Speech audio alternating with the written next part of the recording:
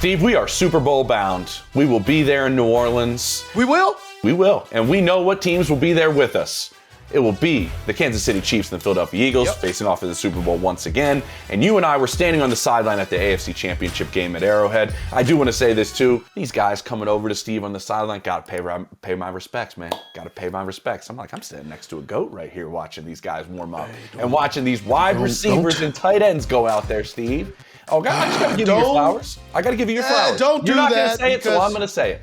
You're not going to say it, so I'm going to say it. I can't say it. Every time somebody says something good about me, there's 19 million people who have something negative to say about me. Well, but listen. When I got to pay homage to my dog too, though, D-Hop. Because D-Hop was locked in. He ran a route, and I was like, man, he need to get his feet together. And he acted like he didn't hear me, but he gave me a little side eye. He realized it was me. He was like, but it was like a delay reaction. He was like, oh, boy, he saw right you, then he took like 4 more steps, and then he just stopped. He was like, and then he was like, yeah, but that's my dog, man. It was good to see. It was good to see all those guys. It was good to see.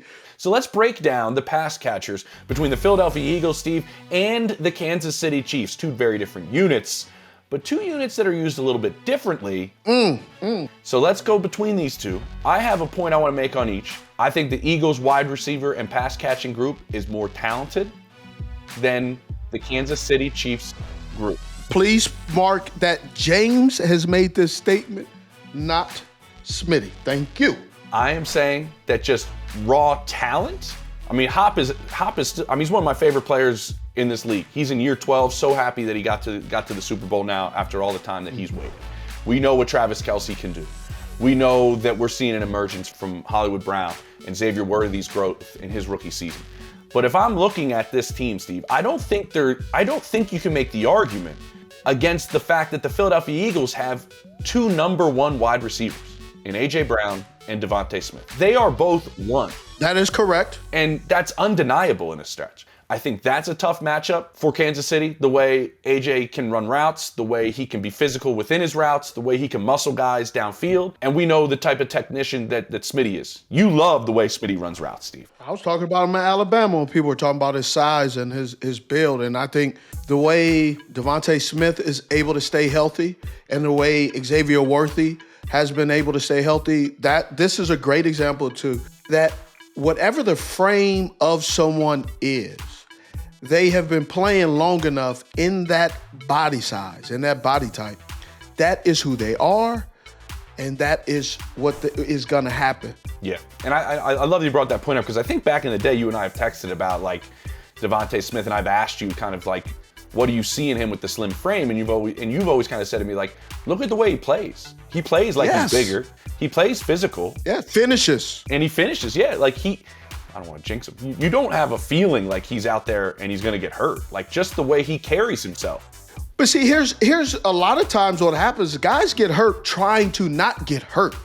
And he goes forward. If he has an opportunity, it's a first down, he catches it, he's going forward. He's not jumping back. Now, I would say the one thing I would love to see Xavier Worthy do that I thought he was doing really too much of is we know he has a lot of speed. Sometimes he bounces back when he catches the football. He's trying to outrun people. If he just catches the ball and turns up the field, that's where your speed happens, and it will help you.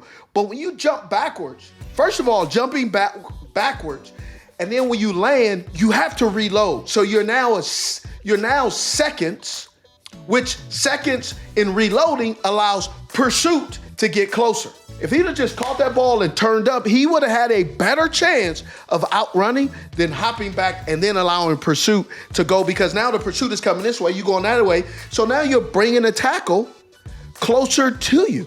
If you'd have went that way, then now the pursuer has to change his angle. You're significantly faster. That's where the science and the mathematics come in. So those are just little details that are yards and inches and seconds between a first down and a touchdown. That's a great point. And so my point on Philly, and then I want you to kind of throw anything out there you'd like before I move to my other point, is this. Their passing game, though, has been limited at times, right? We've questioned it at times. We understand that this is a run-first team.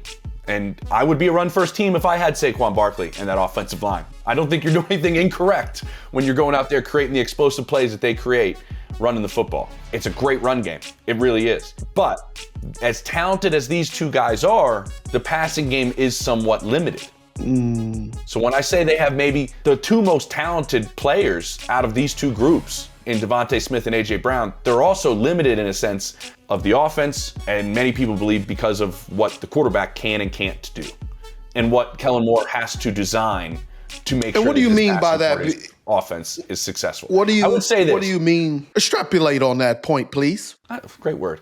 There was a lot of discussions in the first half of the season. Remember, new offense coordinator comes in. It's Kellen Moore. Why am I seeing the same stuff? Kellen, what are you doing? Well, then I tried to ask around, and it was, well, maybe that's what Kellen Moore has to run with this offense. Have you thought of it that way, James? I said, oh, okay. That's what I was told. So if you look at what Kellen Moore's done, if you ask around the league, I think a lot of people think he's done a really good job with this offense. And he's done a really good job to play to the strengths of his players, which is what you do as a coach, which is what you do as a coordinator. Some do. If you don't do that and you say it's my way, we're doing it this. You get fired. You get fired. If you do it the way he's doing it, you get head coaching interviews, which he's getting. It's called adjusting. I think that shows you what the league thinks of Kellen Moore and what he's doing. So you may have questions about the pass catching type of element of this team, and maybe why aren't they doing this and why aren't they doing that? My understanding is they're doing what they can do as a group, and collectively what puts them in the best place to succeed. I hate to say it, like, he can run, A.J. Brown can run every route. Yeah, he can. Devonta Smith can run every route. Yeah, and some. The offense doesn't run every route. And so that's where this offense, as talented as they are, have some of their limitations in the passing game. I don't dislike the quarterback for the Philadelphia Eagles, but I do think when you line up the quarterbacks that we've just seen, Patrick Mahomes and Josh Allen, Lamar Jackson, Joe Burrow, when we talk about the AFC, they remind me of the old school NFC when I was growing up watching football. Joe Montana, Steve Young, Brett Favre, Troy Aikman, Randall Cunningham. What I'm presenting is these are the quarterbacks that you only could win a championship, and it always went through these guys. Oh, yeah. And what I'm saying is Jalen Hurts is not, performance-wise, carrying-wise, he is not Joe Montana, Steve Young, Troy Aikman, Brett Favre, Randall Cunningham. He's not those guys that people go, man, we gotta slow him down. That's why the Philadelphia Eagles went out and got Saquon Barkley, got A.J. Brown, got Dotson, got Dallas Goedert, Smitty, is to put enough talent around them so when they need that they go to those players, because I do believe, humbly, that Jalen Hurts is a very good quarterback, but he's not a tier one quarterback with the Joe Burrows, the Patrick Mahomes.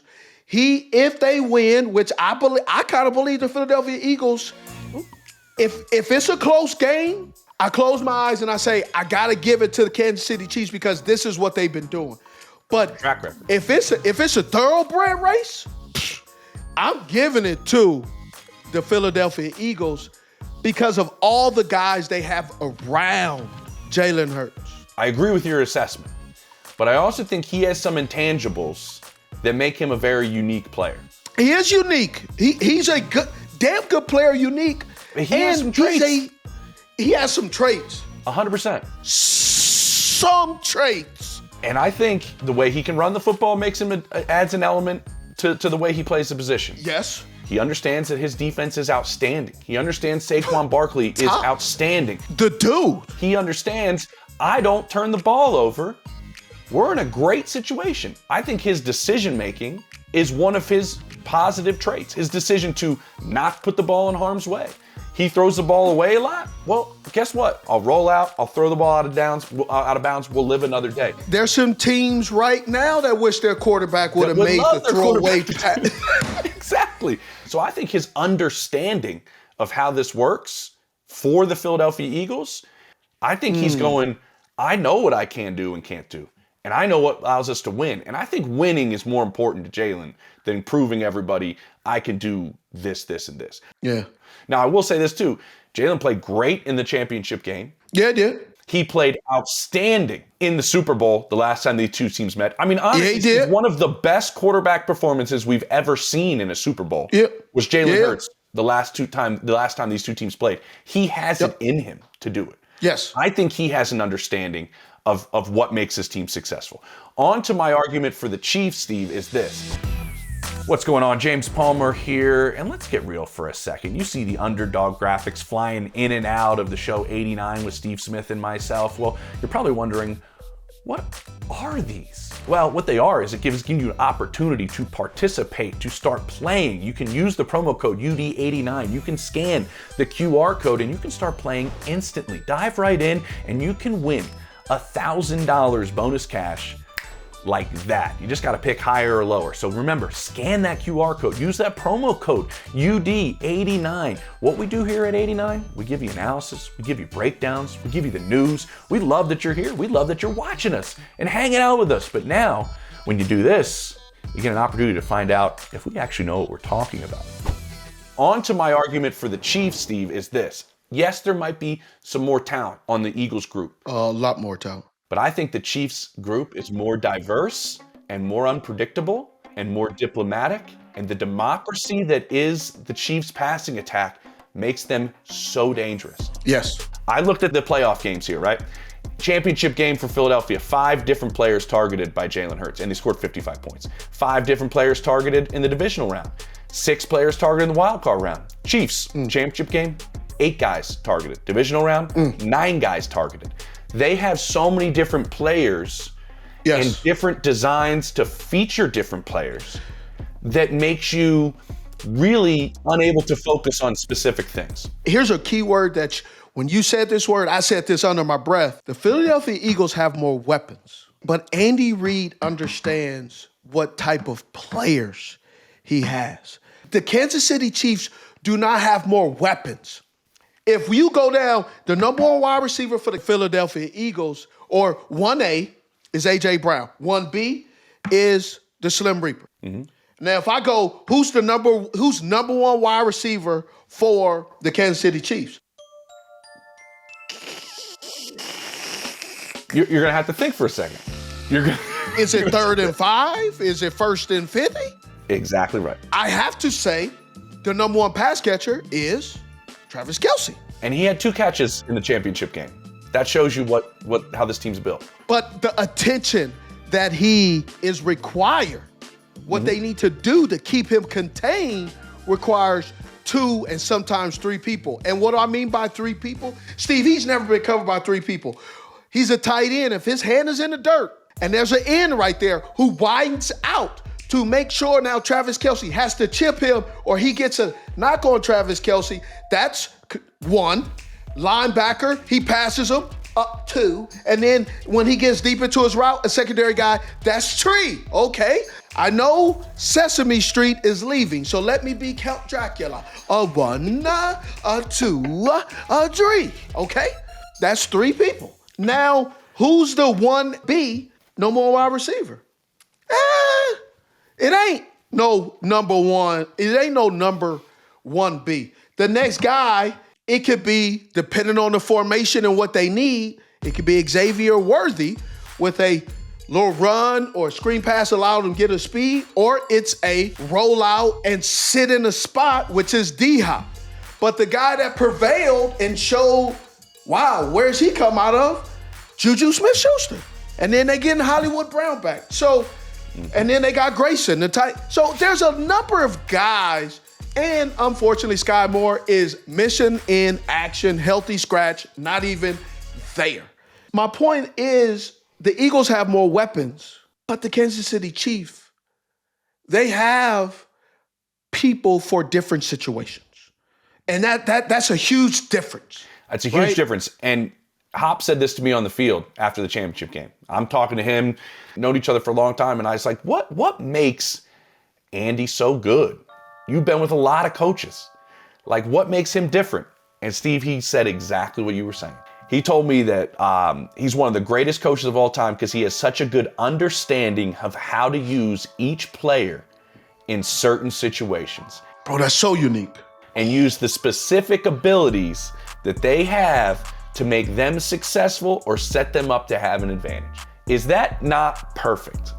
That is super perfect because of being a former player. When I talk to young guys, I tell them, they say, man, what do I need to work on?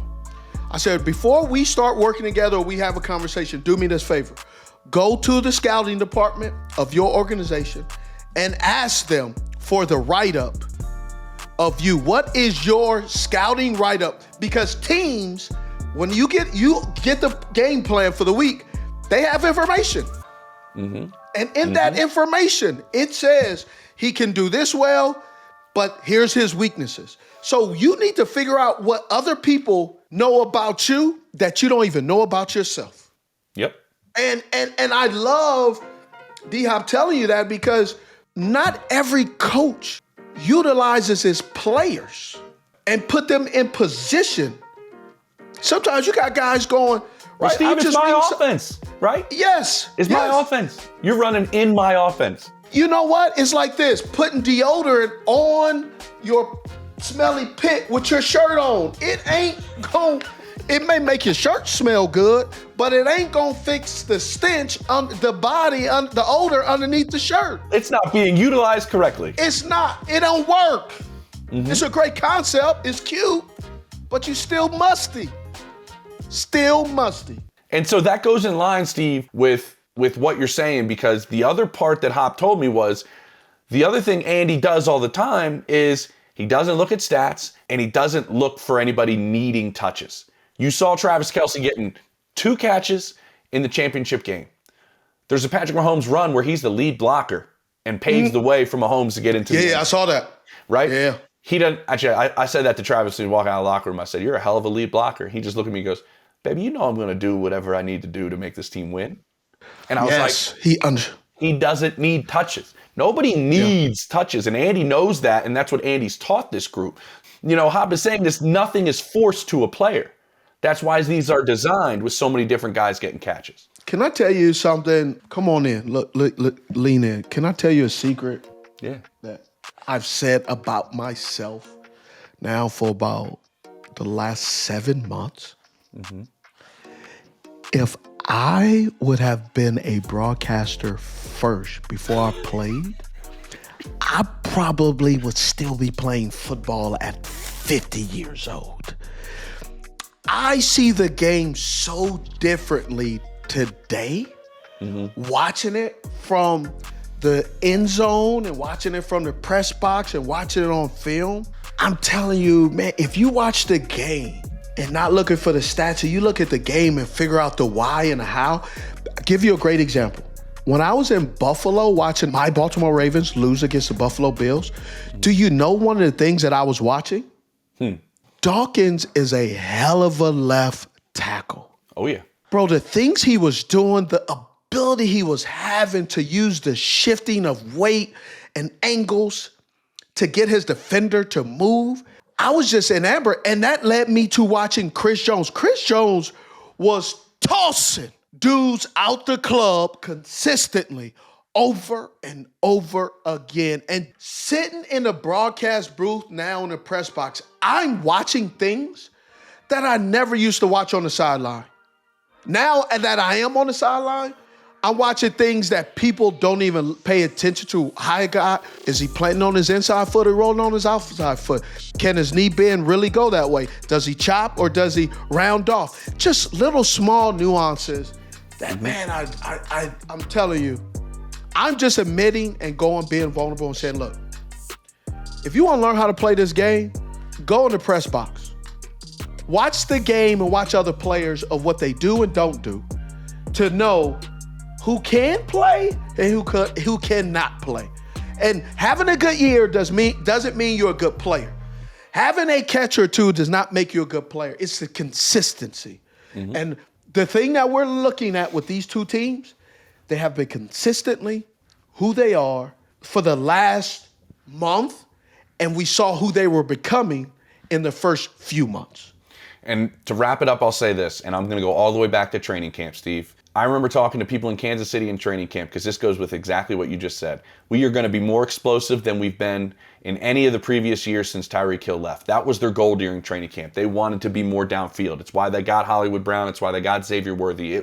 We're going to stretch the field, and what's that going to do? Open up the middle of this field for Travis Kelce and Rashee Rice running those underneath crosses, and we're going to be able to have you, force you to cover every blade of grass. What have we seen in the back end of this year, like you just said, as you've seen them evolve into what they want to be? Hollywood Brown is back. Xavier Worthy has now grown throughout his rookie season. You look at how they were using Worthy to make you defend horizontally across the field so much, to pull your defense out. And so now they are becoming more of what they envisioned themselves at the beginning of the year. The injuries and everything that they had to go throughout the course of the season didn't allow them to be that. So now we are getting a chance to see more of what they really envisioned for their offense and their pass catchers at the beginning of the year start to come to fruition a little bit. And now you're starting to see how Andy is using all of these guys to make a defense cover everything. These are two great groups. I think they do it a little bit differently, and I think their offenses are designed obviously a little bit differently in how it works, but I think we broke it down pretty good.